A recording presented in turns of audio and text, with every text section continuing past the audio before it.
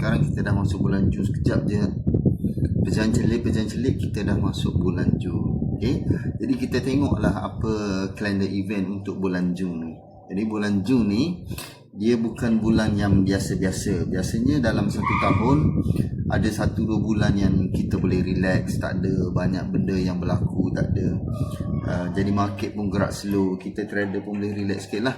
Tapi bulan Jun ni dia bukan bulan yang macam tu. Bulan ni dia agak pack daripada minggu pertama sampailah minggu terakhir. Ada je benda besar yang akan berlaku dari segi makro, dari segi event kripto dan juga geopolitik.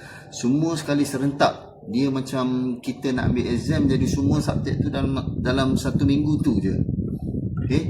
Jadi kalau kita nak survive, kita kena plan awal-awal lah. Okay? Baik, so kita tengok apa yang berlaku untuk minggu pertama. Yang pertama adalah esok lah 2 Jun US Spectrum Action akan bermula. Walaupun ini bukan event kripto, tapi ia mencerminkan satu benda, iaitu kerajaan Amerika sedang menjual infrastruktur digital. Jadi bila infrastruktur digital ni menjadi urusan kepada kerajaan, saya berpendapat yang kripto ni sudah mendapat tempat dalam gambaran yang agak besar. Kemudian pada 5 Jun US dengan Iran akan duduk semeja balik. Jadi kita tak tahu sebab sekarang ni diorang pun tengah berperang lagi.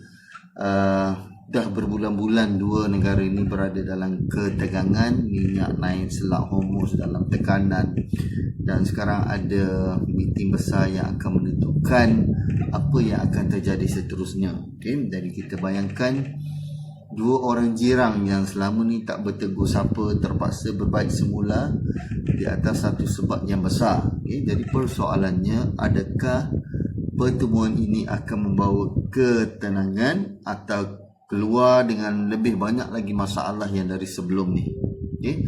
Kalau dia orang dapat kata sepakat, yang pastinya harga minyak akan turun balik, tekanan inflasi akan reda, dan Fed pun ada ruang untuk bernafas balik, dan market pun akan kembali bersinar lah.